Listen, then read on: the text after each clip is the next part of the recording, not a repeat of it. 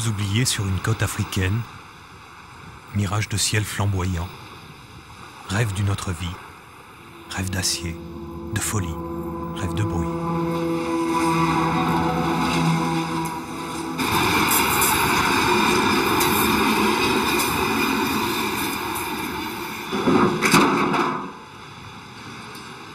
« 40 ans déjà. La création de la Mauritanie, les prémices de l'industrie, le minerai du désert et tout s'en bat.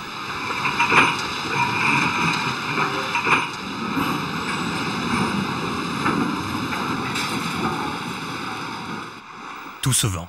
Le sol, les fonds marins, les eaux les plus poissonneuses du monde, mais aussi son âme, sa foi. Ultime témoin de la civilisation du désert, les nomades se sont sédentarisés. Beaucoup ont gagné les villes à la recherche de prétendus bienfaits d'une civilisation occidentale. D'autres sont restés sous la tente à vivre, à écouter le sable, le temps, le cœur. Ce sont peut-être les derniers des justes. Ici, aux confins du Sahara occidental et de l'Atlantique, sur plus d'1 million de kilomètres carrés de sable, la Mauritanie est devenue une nation en 1958. Enserrée au nord par le Maroc, au sud par le Sénégal, à l'est par l'Algérie et le Mali, ce pays fut pendant des siècles parcouru par des nomades berbères et arabes. Aujourd'hui, la plupart de ces 2 millions d'habitants sont devenus sédentaires. Nouakchott, la capitale, a été créée de toutes pièces au moment de l'indépendance. Nouadhibou, anciennement Port-Étienne, est devenue la 2e ville avec son terminal minéralier où est acheminé le fer que l'on extrait du désert. Sur cette terre des hommes, de Mermoz et de Saint-Exupéry, le monde moderne cherche à accroître son emprise et ceux qui y vivent perdent peu à peu leurs repères. Dans cette mutation inévitable, des hommes ont cependant préservé l'idéal des anciens nomades, une éternelle errance pour parfaire sa vie.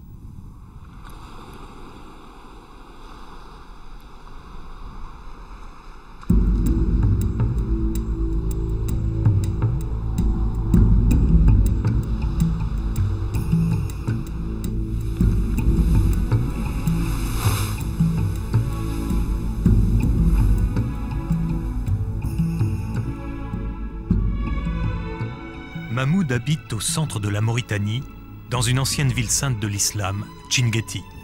Son univers, il le chérit. C'est pourquoi il fait souvent office de guide et communique à tous sa joie de vivre. Taleb, plus pondéré, s'est forgé une philosophie sereine de la vie. Il est pêcheur sur les bords de l'Atlantique. Sa fortune principale réside dans la contemplation du désert et des vagues de l'océan. Boubacar, le plus solitaire, est aussi le plus entouré. Il n'a de passion que pour les gamins, à qui il dispense des cours de français dans un petit village de l'est du pays.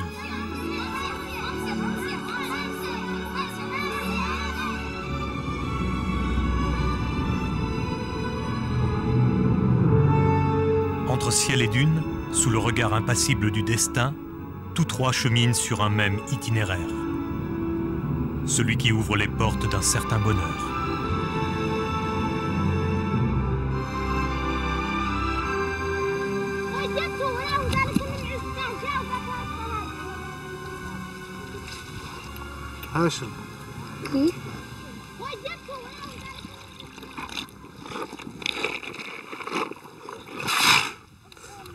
Pas très loin de Tchinguetti, Mahmoud s'est arrêté dans l'oasis de sa famille qu'il visite chaque mois. Ce n'est pas un simple devoir. Il aime retrouver les siens, ses racines, l'accueil et la bienveillance de la palmeraie.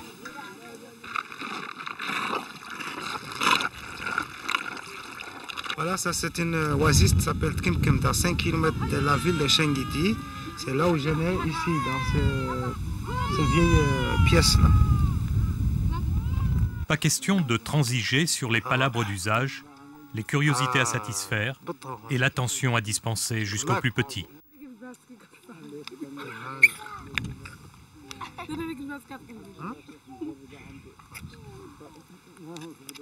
Je lui félicite parce qu'il a réussi tout l'alphabet arabe, cette gosse-là. Je lui écris tout l'alphabet arabe, tous il a répété. Je lui félicite. Au moment que j'étais en gosse, je conduisais comme maintenant. Je faisais la petite voiture. J'ai dit, oh, j'ai comme une voiture accélérée. Mais bon, maintenant on laisse pour les enfants aussi.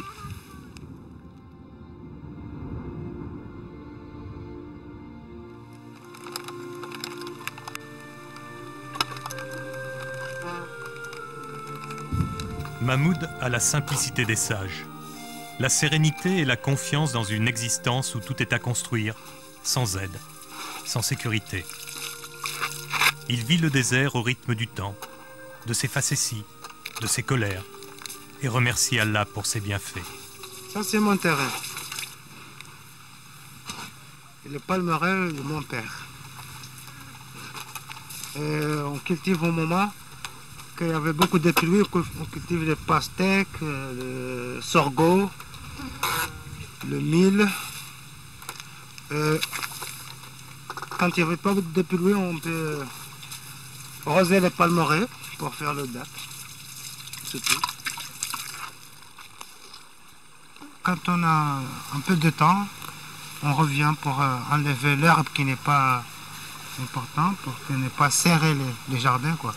Pour que ne pas bouffer tous les lots qu'on donne.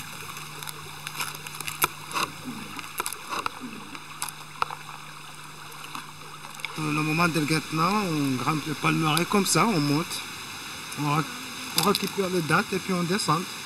Et ça, c'est les sacs qu'on a mis le date dedans pour conserver pendant 5 ans.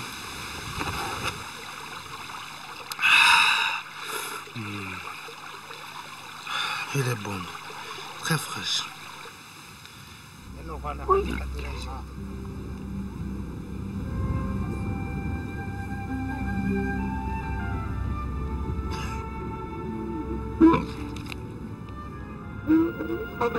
Le sable, le roc, la modeste terre des oasis, l'astreinte du climat façonnent les peuples de l'immense Sahara. Chacun apprend à économiser en permanence l'eau, ses forces et ses animaux. Le domaine de Mahmoud, c'est l'Adrar, sans doute la plus belle région de la Mauritanie.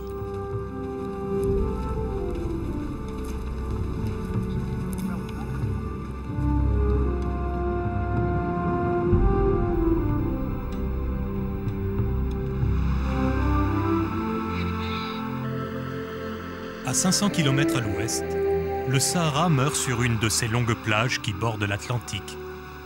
C'est Cap Tafarit. Ici s'étend une réserve naturelle connue sous le nom de Bandarga. Dans ce coin perdu et ignoré des touristes, des hommes en quête d'avenir se sont regroupés dans un village abandonné. L'homme au turban noir, c'est Taleb. Il fait fonction de chef. Son camarade, c'est Bouhari. La mer est leur seule ressource. Ils l'aiment et la respectent comme le désert.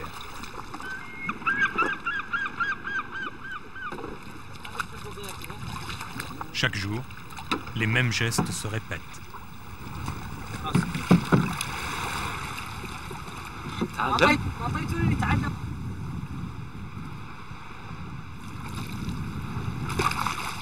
On pêche au moyen dormant. On peut l'appeler comme ça, moyen dormant. On met les filets le matin, par exemple, le matin à l'aube. On revient le lendemain à la même heure. On lève les filets, on a des secrets dedans et on laisse le filet à sa place. On trouve des dorades roses, les dorades royales, les badèches, les bars, les mérous.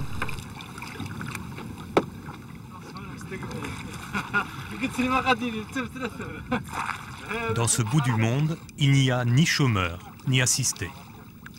Chacun vit de rien et se contente de peu. Les difficultés sont monnaie courante, comme retrouver un filet posé la veille. On n'a pas repéré. Normalement, on doit mettre un flotteur. De toute façon, on l'a pas mis. j'espère bien que le on retrouvera. Normalement, de retrouver. On n'est pas loin. Voilà. Il est là. شفتوا كان رخام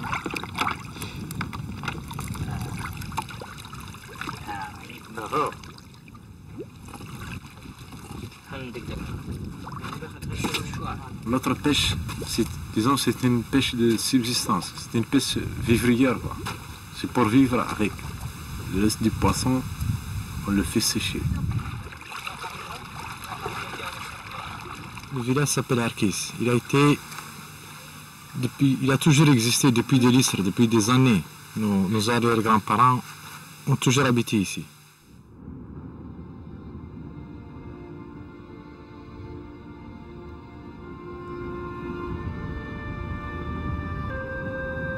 Les dernières personnes ont habité ce village jusqu'en 1957.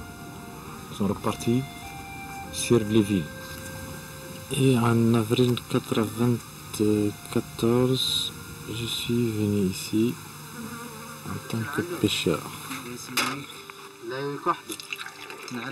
Je suis né dans le désert sous une tente. Et j'y ai vécu 2 ou 3 ans. C'était en 1965. Mon père était déjà en ville pour le travail. C'est là où je suis parti à Nouadhibou. J'ai fait l'école. Et j'ai été rejoint par pratiquement tous les membres de la tribu.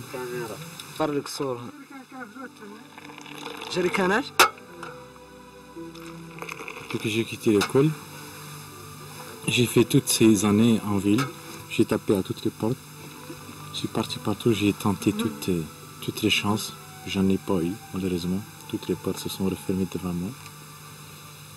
Et j'ai voulu... Comment dirais-je? Je suis venu ici pour exploiter la richesse dont nous disposons ici. Et puis c'est tout. Voilà. Pas grand chose, mais... On a la pêche, on a le poisson, on a le minimum vital, le strict minimum vital. Pas toujours, mais on l'a. On a à manger, on a à boire. On a le calme, le repos, pas de stress. Et on a le désert à 2 km. Voilà, le grand désert.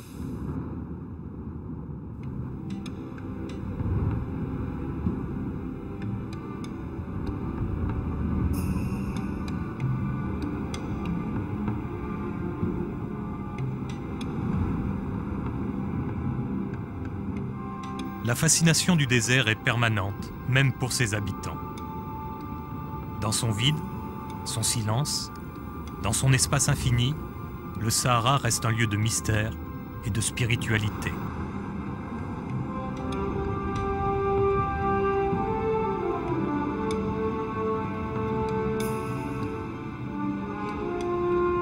Très loin, à l'est du pays, coincé entre les dunes et une colline, Kamour s'étale au bord de la seule route goudronnée qui mène à la frontière du Mali.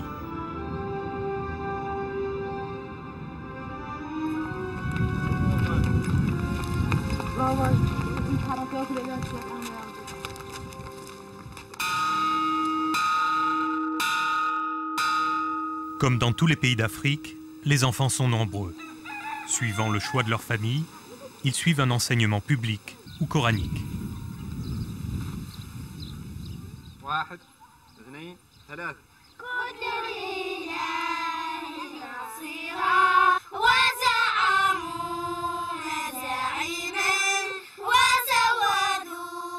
À l'école primaire et laïque, on inculque la nouvelle notion de patrie étrangère aux générations précédentes. Les cours sont dispensés en arabe, mais quelques heures par semaine sont consacrées au français. Boubacar en est le responsable. Il sera bientôt guéri. Bien, oui, bien. Bien, Ahmed. Il sera bientôt guéri. Maintenant. C'est une école primaire de la première jusqu'à la 6e année. Elle est fréquentée par 300 élèves, dont la majorité sont des garçons. 6 maîtres arabes y travaillent et un maître de français. Bien sûr, le maître de français, c'est moi. Pirogue. Pirogue.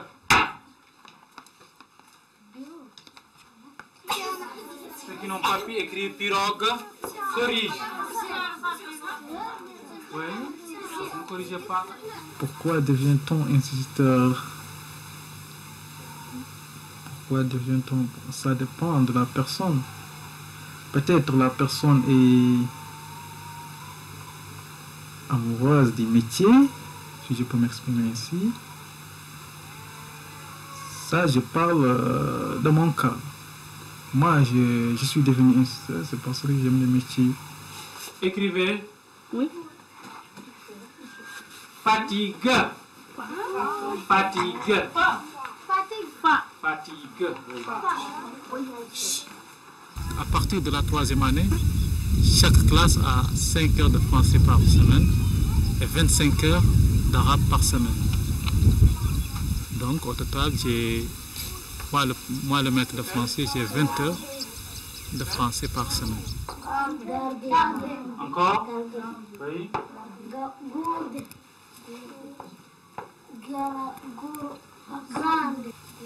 J'aime dans ce métier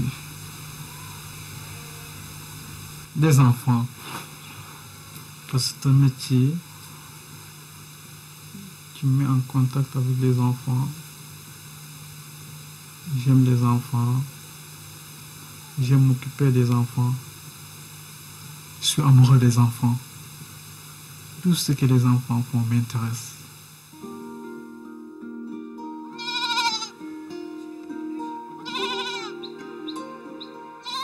La vocation de Boubacar remonte à son adolescence. Il a suivi l'école normale à Rosso, dans le sud du pays. On l'a affecté ici et même s'il regrette l'éloignement de sa famille, il a trouvé l'épanouissement dans l'exercice de son métier.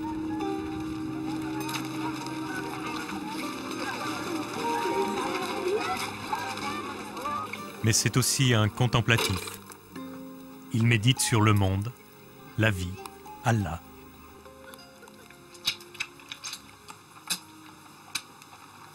Je prépare pour la prière.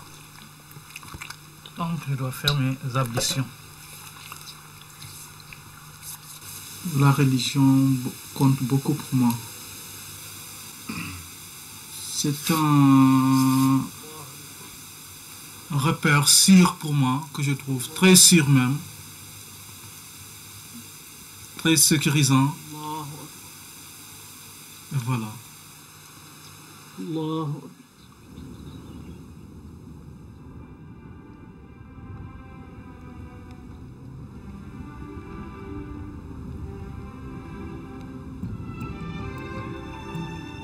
Le désert témoigne de la perpétuelle mutation de la terre et de la vie. Au Paléolithique, le Sahara était une région humide, avec une terre luxuriante et des eaux qui coulaient en abondance. L'évolution des hommes est à son image. Une loi dont on ne définit pas toujours le dessein, mais qui contraint à s'adapter.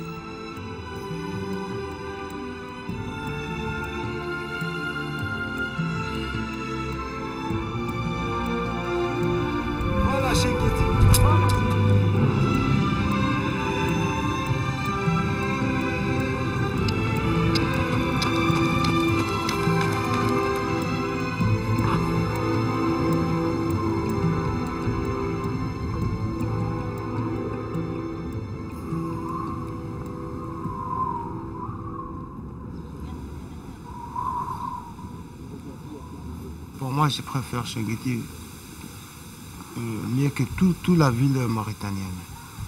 Parce que d'abord, c'est une ville sainte de l'islam. Et puis, les habitants de Chinguetti, leur cœur, c'est très très riche. Et puis, ils sont sympathiques pour moi. La première Chinguetti, d'abord, elle a été construite à l'an 160 à l'Agir. 770 de l'ère chrétienne. Elle était très peuplée. Elle était présente comme un centre caravanier entre l'Afrique du Nord et l'Afrique de l'Ouest. Ils ont installé, ils ont construit beaucoup d'universités coraniques, beaucoup de mosquées. Avant, il y avait 12 mosquées. Il y a beaucoup d'universités coraniques. Il y a beaucoup de monde qui vient de l'Afrique étudier le Coran, faire la prière dans ces mosquées-là. C'est pour cela qu'elle est appelée la ville sainte de l'islam.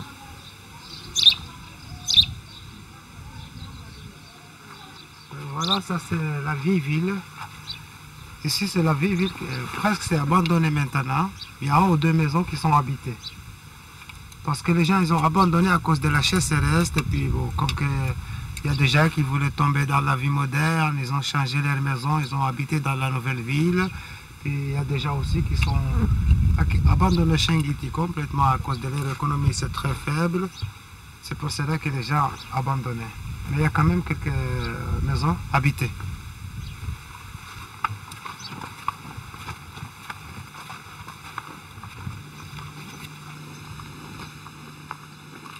Guide de cœur, Mahmoud conduit souvent les visiteurs dans la petite bibliothèque de sa famille. Au XIVe et XVe siècle, de nombreux lettrés et marabouts travaillaient dans la ville caravanière.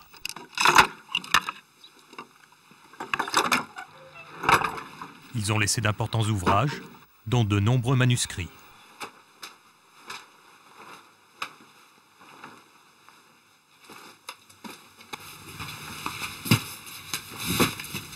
Mais voilà, ceux qui sont des livres qui sont écrits avec les mains, les manuscrits. On protège dans les boîtes, c'est mieux qu'on l'a mis dans les cartons là. On arrange ici, si on a besoin d'en, on peut le sortir. Et les autres qui ne sont pas dans les boîtes, c'est déjà recopié avec l'imprimante. La bibliothèque, c'est une bibliothèque famille. C'est pour ma famille même. Mais c'est moi qui suis le responsable en ce moment. C'est moi qui s'occupe, qui fait l'entretien des livres, qui étudie, qui arrange. C'est moi qui arrange tout maintenant.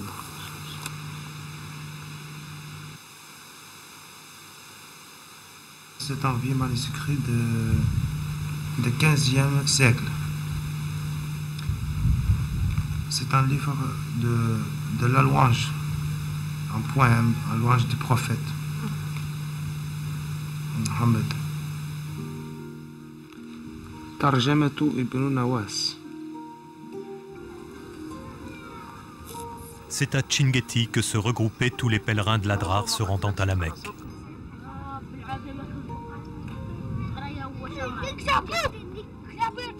L'esprit du passé imprègne encore le village de sérénité, même si les vents poussent les sables à ensevelir inexorablement ce haut lieu de prière. Inch'Allah, si Dieu le veut.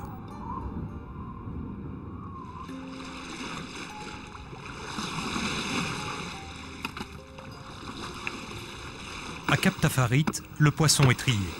Il séchera quelques jours au soleil, puis sera stocké jusqu'à l'arrivée d'un acheteur. On est à 260 km au nord de Nouakchott et à 208 au sud-est de Nouadhibou. On est fait convoyer par voiture, à taxi brousse, où à de très rares occasions, un commerçant vient ici chercher les produits. On les vend à Nouakchott ou à Nouadhibou. Ce qu'on arrive à tirer du poisson, on n'a jamais vraiment calculé ça, mais c'est pas vraiment grand-chose. Ça peut avoisiner, par exemple, à peu près 9 000 à 10 000 oublias par mois. 300 francs, à peu près 300 francs. Ici à Arkis, on n'a que deux petites chaloupes, des petites chaloupes à pagaie. On n'a pas le droit d'avoir ici un bateau à moteur, vu que nous sommes dans un parc naturel, dans une réserve. Nous sommes un peu à la merci de ce qu'on appelle le vent ici, le vent et les courants.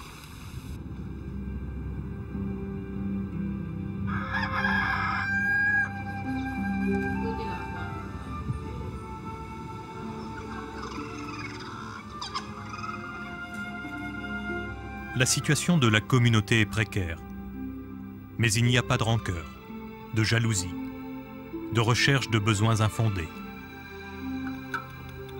L'acceptation de sa condition donne des gens heureux de vivre.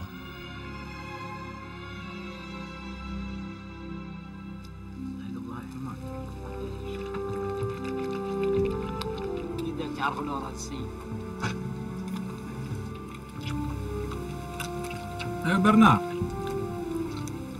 ce soir on part en brousse. Cet après-midi. La brousse, c'est quelques kilomètres à l'intérieur des terres, là où commencent à s'accrocher les épineux. Les nomades viennent au hasard s'y installer pour quelque temps.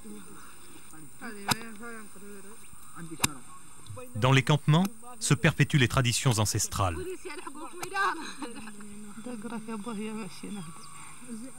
Ici, on bat et on tisse le poil de chameau, une matière première indispensable à la fabrication des tentes qui abritent les tribus.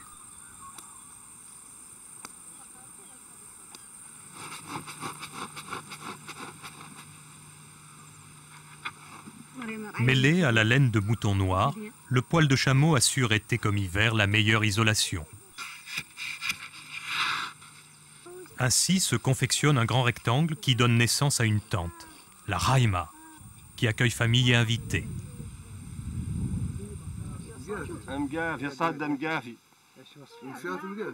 L'hospitalité est une règle obligatoire. Tout étranger doit être accueilli, logé et nourri autant de temps qu'il désire rester. Le désert convie à cette solidarité. Elle s'apprécie dans la simplicité et le partage de moments magiques.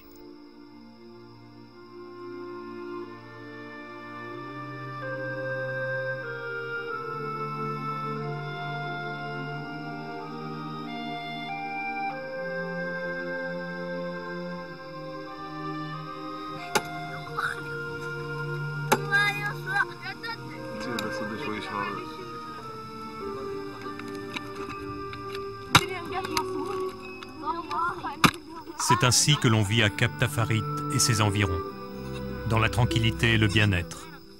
Les yeux tournés vers la mer ou le désert, on a l'innocence et la force des purs que détiennent tous les enfants du monde, tant qu'ils n'en sont pas dépossédés par de faux dieux.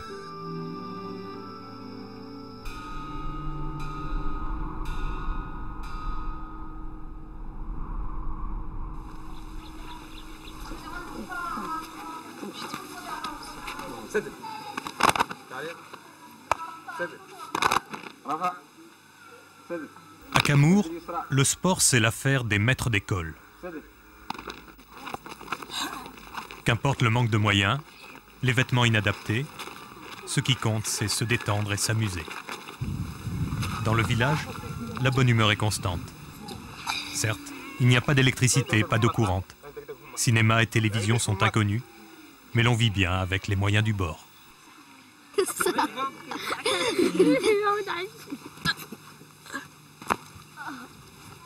Les classes se tiennent parfois dans des pièces de maison louées à l'année. Le thermos monte dans le fer. Le braise est froid sur la théière. À la menthe durante est si fraîche que la femme chante thé à la menthe, thé à la menthe.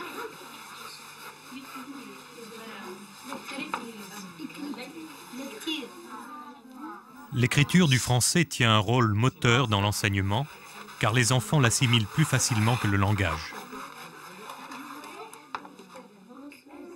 L'écriture n'est pas comme le langage. L'écriture, il suffit de dessiner des lettres. Donc là, cet apprentissage, pour nous, ici, est plus facile que de les faire apprendre à parler. Donc, c'est pas la même chose. Ils acquièrent très vite l'écriture, alors que le langage vient tardivement, petit à petit.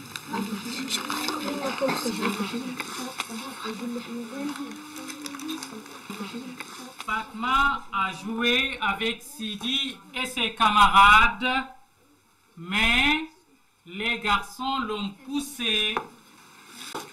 Je ne joue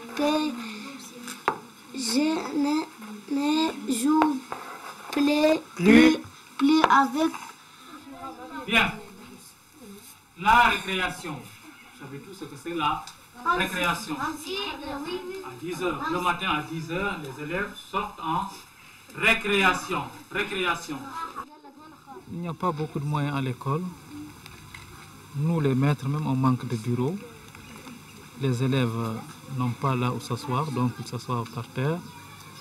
Ils n'ont pas aussi de livres, ni de cahiers. Donc ça manque vraiment de moyens. Je les fais écrire le texte pour qu'ils puissent lire ça à la maison. Ils n'ont pas de livres à la maison. Beaucoup d'entre eux, d'ailleurs.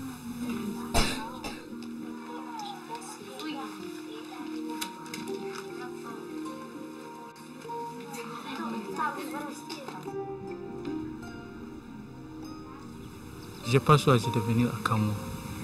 On m'a fait venir tout simplement à Kamo. Je suis à Kamo depuis 6 ans maintenant. Les grandes vacances, je vais voir ma famille à Rosso. Rosso est très loin d'ici. Près de 700 km d'ici. Donc c'est très loin. Je ne peux pas aller les voir tout le temps. Mais je reçois quand même leurs nouvelles tout le temps.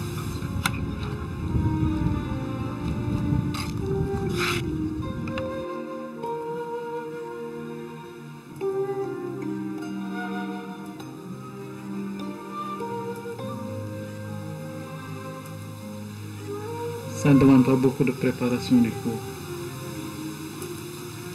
Parce que presque j'ai l'habitude maintenant de les faire. Ça fait 6 ans que je les prépare maintenant, donc ça va très vite.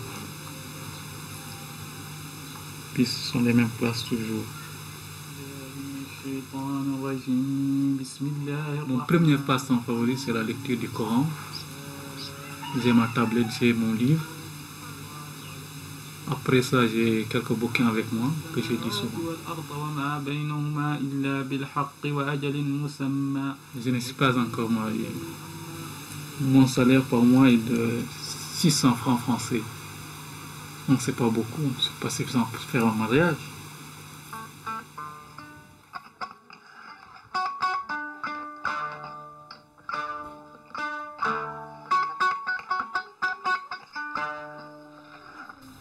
Gérer la maison familiale qui reçoit souvent des visiteurs est une des tâches principales de Mahmoud. Le thé, c'est une grande tradition mauritanienne. On va faire sous la khaïma.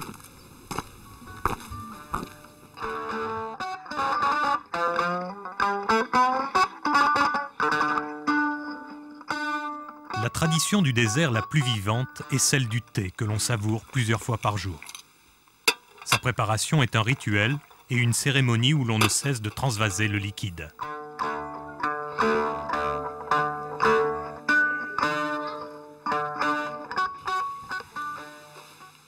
Certains appellent ironiquement le thé le whisky mauritanien, car dans ce pays musulman, l'alcool est interdit.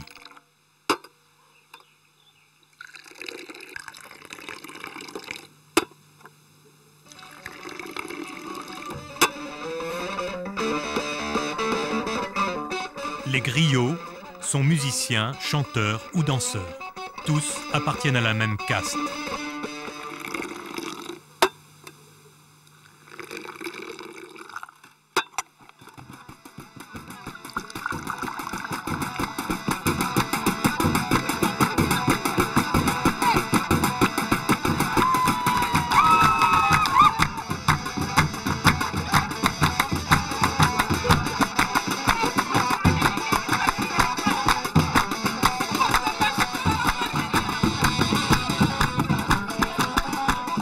La vie et la survie des griots sont essentiellement liées à leur musique qui, seule, leur apporte quelques revenus.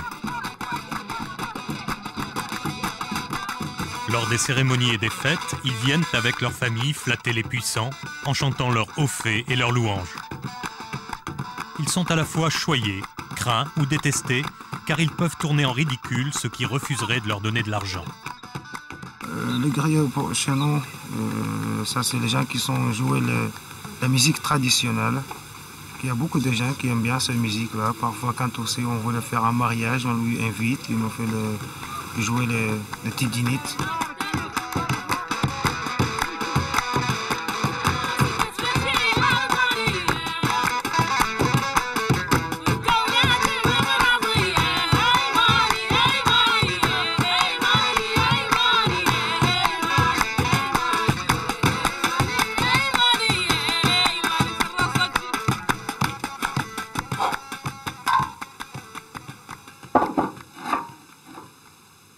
Dans l'ancienne maison des marchands, Mahmoud a rassemblé différents objets de la tradition saharienne, sur lesquels il veille presque religieusement.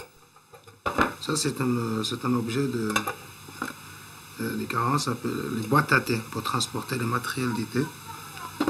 C'est les gens des caravans qui sont toujours voyagés avec ce truc-là.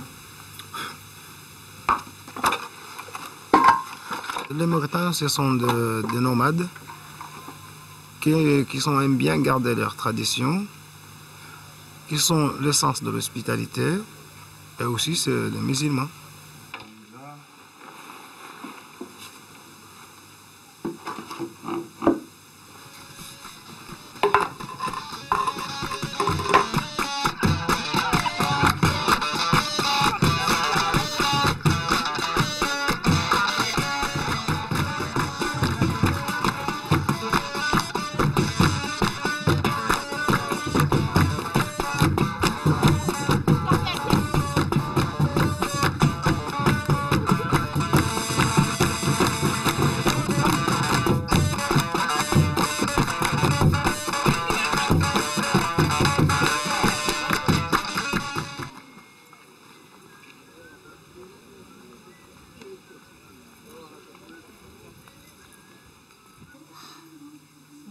Les femmes vivent dans cette société à l'écart des hommes, même si elles régissent le commerce et la vie familiale. Mahmoud aime bien leur compagnie. Il se rend souvent dans cette coopérative où l'on fabrique différents vêtements ou parures.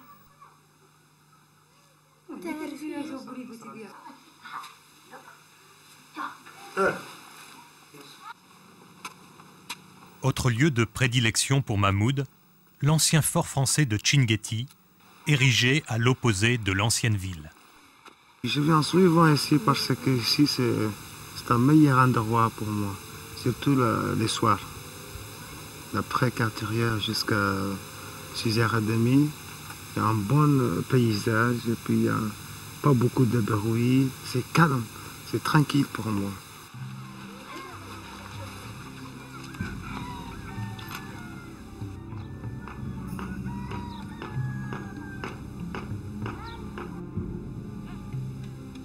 Attachement à l'histoire et à son époque coloniale, les vestiges de l'administration française trônent encore, mais s'étiolent au fil des ans.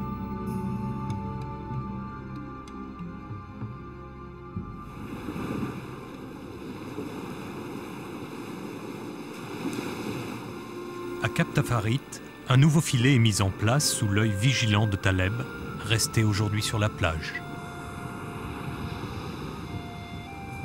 Mon rêve actuel, c'est un rêve de pêcheur, c'est avoir un bon bateau, une lanche, un bateau à voile, ce qu'on appelle ici une lanche, style canarien. Et l'exploiter à la mer, c'est tout. Avoir à aller un peu plus loin, pêcher dans des endroits où il y a plus de poissons et être un peu sûr de revenir au village. On est à la merci du vent. Quand le vent souffle d'est, on a toujours peur d'aller en mer parce qu'on est entraîné par le courant vers l'ouest, vers le large. Il faut combattre quand on revient et ne pas attraper une vague. La religion apporte la paix intérieure. Je suis profondément croyant. Je dirais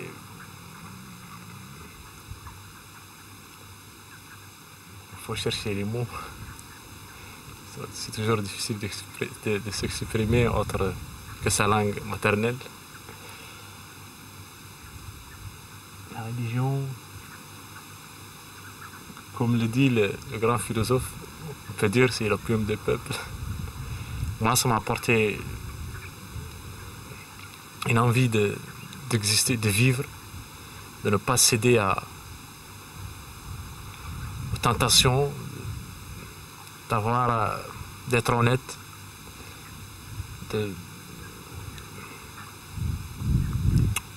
comment dirais-je, de travailler dur pour vivre et aider mon prochain, mon ami, mon semblable dans la vie.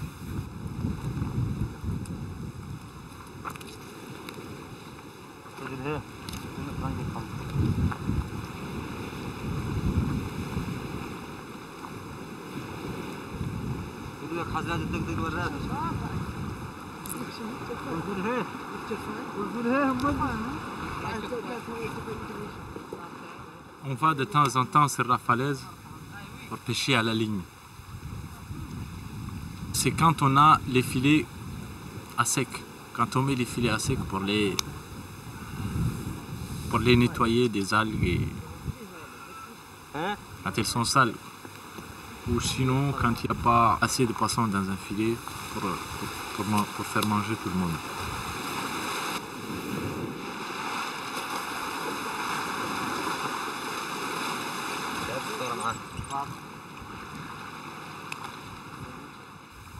Heureusement, on est toujours servi par la mer. Je dirais qu'on peut appeler Tafarit le coin à la touche minute. Pêche des dorades, des sards, des mérous, des truites, des badèches, des corbines, des grosses prises parfois qui vont jusqu'à 27 kg, 26. Tu as vu comme il est gros? Allez, on le remet. Ça doit faire 6-7 kilos.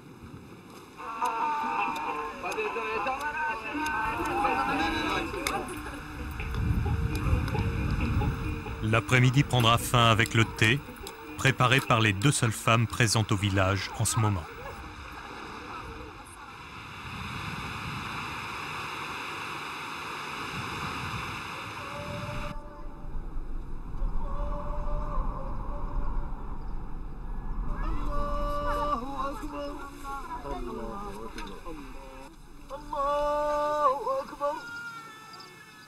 À Kamour, Boubacar habite tout près de l'école coranique du village, la concurrente en quelque sorte de l'école primaire.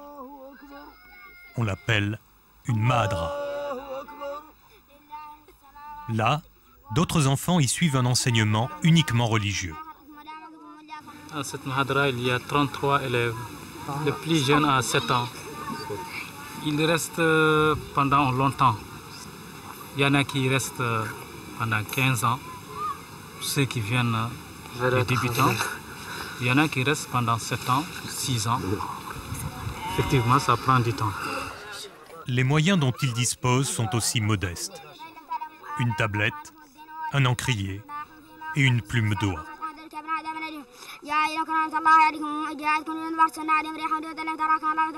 La mahadra et l'école publique, il y a une différence. La mahadra, on apprend que le Coran, ce qui a trait au Coran. Alors que dans l'école publique, on a en plus du Coran, on a d'autres matières qui ne sont pas enseignées dans la mahadra.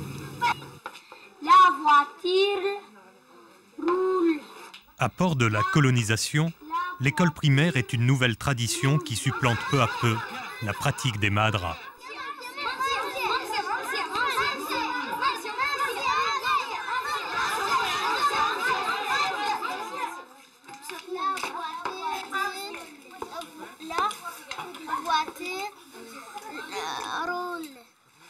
Dans sa pédagogie, Boubacar met en scène des jeux qui maintiennent l'attention des élèves.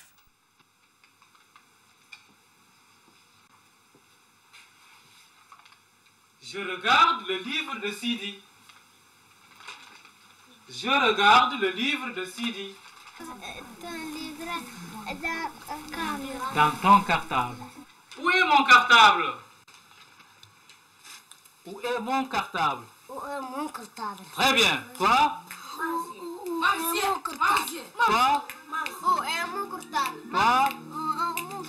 Répète encore.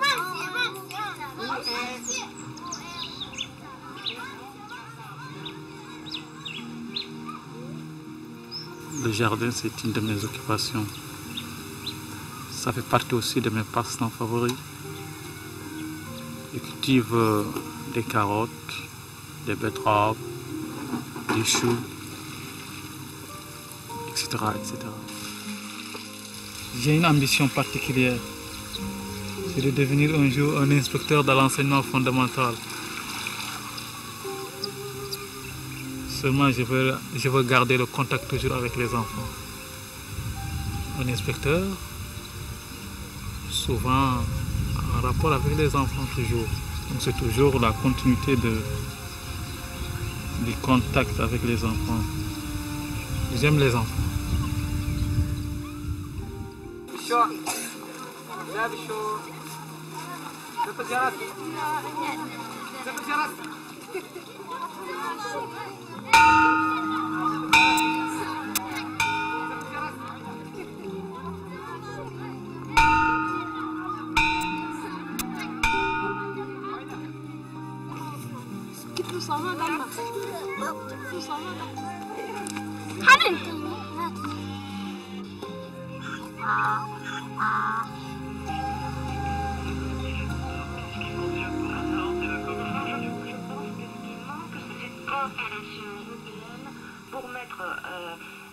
J'écoute souvent RFI.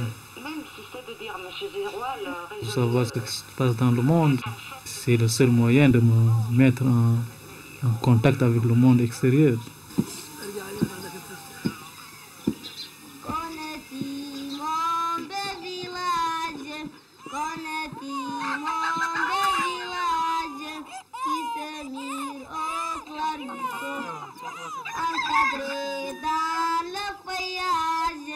Encadré dans le feuillage, on dirait un nid d'oiseau, ma museau parmi l'ombrage, ma museau parmi l'ombrage, je souris comme un berceau. Merci. Applaudissements.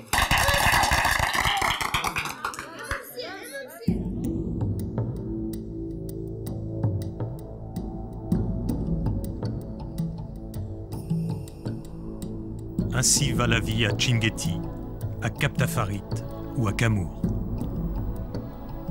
Les vents transportent et façonnent en permanence les dunes sous le regard du ciel impassible.